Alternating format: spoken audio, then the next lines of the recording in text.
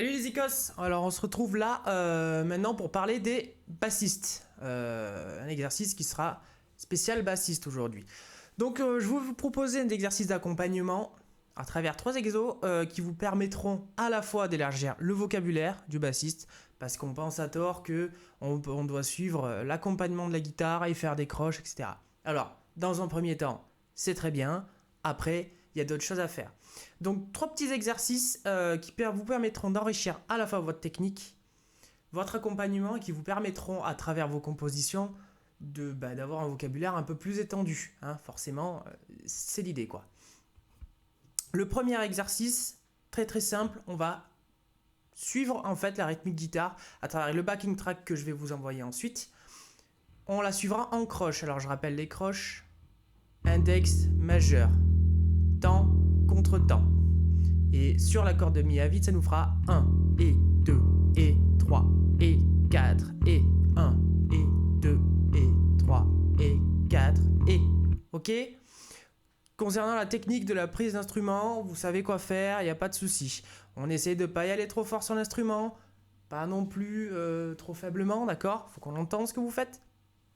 On essaie d'être régulier. On a une pulsation, un tempo, on le tient 1 et 2 et 3 et 4 et. Et concrètement, on va naviguer à travers 4 notes dans la pulsation. On va avoir le La, 5e case, corde de Mi. On va avoir le Do, 8e case, corde de Mi, qu'on va essayer de choper avec le petit doigt. On va avoir le Sol, qu'on va revenir chercher, 3e case, corde de Mi. Puis le Ré, qu'on viendra chercher avec le petit doigt, 5e case, corde de La. Alors, ça c'est pour les principes de base. Les doigts, c'est une indication. C'est ce qui vous permet en fait de toujours maintenir un beau délié au niveau de la main gauche et d'aller vous déplacer sur le manche le plus efficacement possible. Après, suivant les situations, ça peut changer. Suivant les exercices également. Premier exercice, on se déplacera de cette manière, avec des notes de passage, comme on appelle. C'est-à-dire entre le La et le Do, on viendra chercher le Si avec notre annulaire. Ensuite, on viendra chercher le Sol, le Ré, et on finira par le Do avant de rattaquer par le La. Voilà ce que ça donne.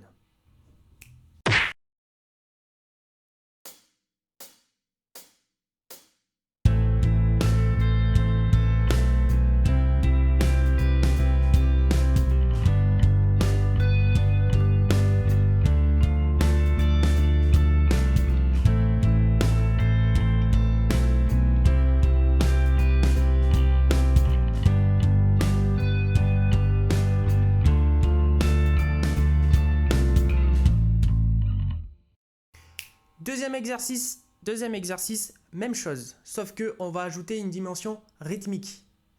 On a fait des croches toutes linéaires, on a suivi notre batterie, maintenant on va essayer de suivre les coups de grosse caisse. On va apporter une dimension un peu plus rythmée, un peu plus musicale, je dirais. Donc ça s'adresse aux gens qui sont un tout petit peu plus avancés. L'idée, c'est de jouer nos croches avec la main droite et de stopper la corde. Qui dit corde vibrée, qui dit plus de vibration, plus de son. Donc 1, 2, 1, 2, 1, 2, chute. 1, 2, chute. D'accord ? J'utilise ma main droite pour stopper la corde et donc plus avoir de son. 1, 2. Vous voyez, si je fais claquer, plus de son non plus.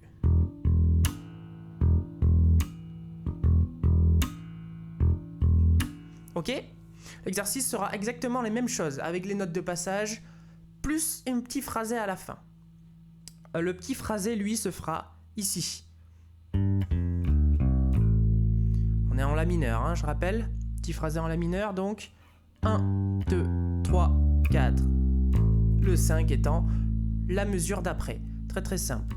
On fera donc La.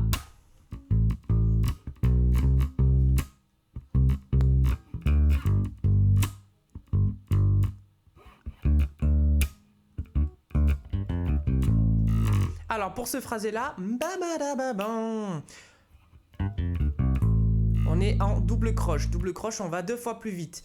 Pour ceux qui m'ont en cours, vous savez, les doubles croches, on les compte ta, ta, ta, ta, ta. Donc 1, 2, 3, ta, ta, ta, ta, ta. Le dernier ta étant le La. Et 1, 2, 3 et ta, ta, ta, ta, ta. Bien sûr, vous avez le droit de le jouer beaucoup plus lentement. Tout ce que je veux, c'est vous repérer dans le temps. Donc c'est 1, 2, 3 et ta, ta, ta, ta, ta. D'accord? Et c'est parti pour l'exercice 2.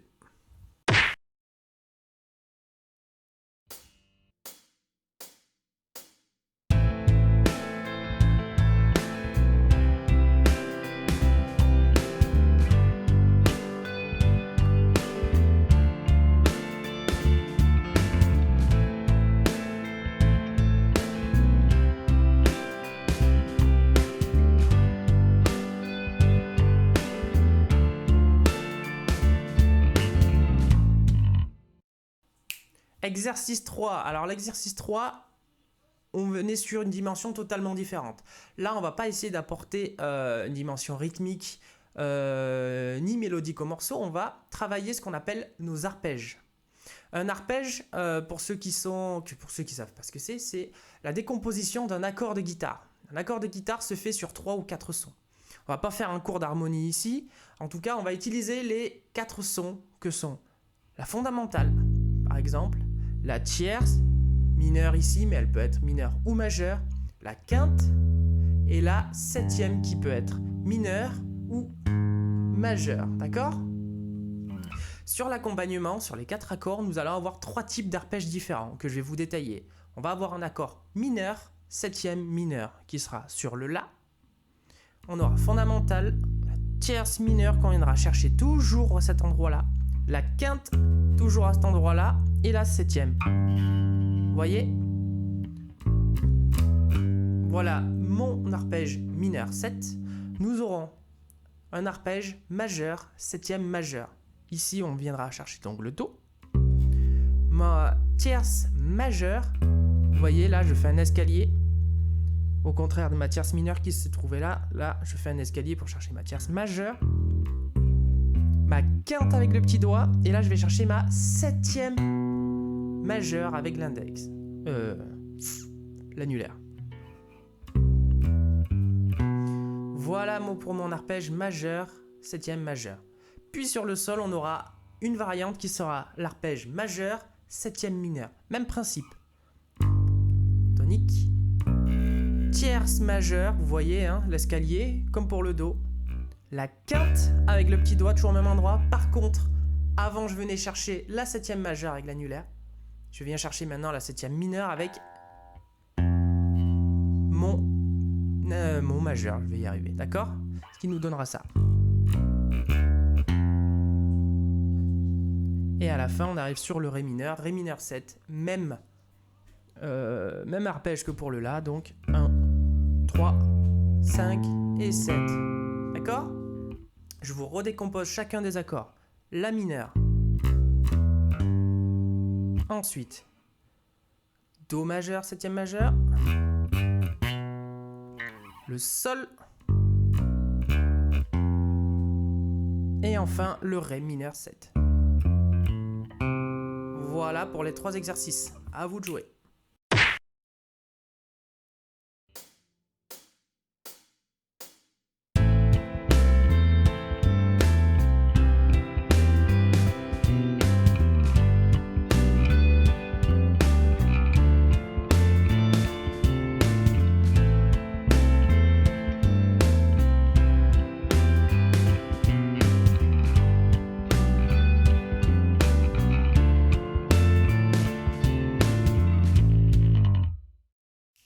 Voilà pour les 3 exercices. Donc bien sûr, vous pourrez les retrouver sur le support qu'on mettra en place avec Jérémy.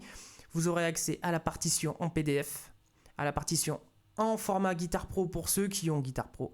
Et vous aurez bien sûr le backing track qu'on vous fournira avec. Donc bien sûr sans la basse, juste avec guitare, piano, batterie. Et voilà les amis, à vous de jouer.